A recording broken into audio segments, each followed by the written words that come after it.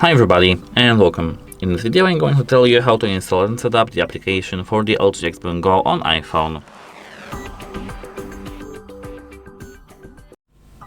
So at first we have to enter the App Store and then we have to tap the search button. Here in the search bar we have to search for LG XBOOM. Now search, and here we have LG XBOOM.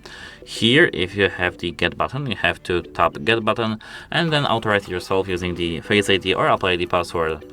It is a standard procedure of the Apple security. Here I do have this cloud button, so I have to just tap this cloud button to install the app. It may take a while, don't worry. It depends on your internet connection on your phone mainly. Here I do have the iPhone 12 and it may be a little bit slower.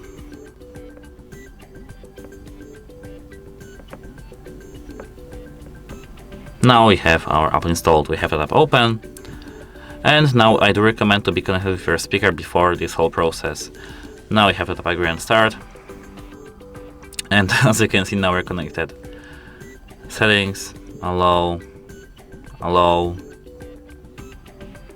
and all done. That's it, hope it helps you and goodbye.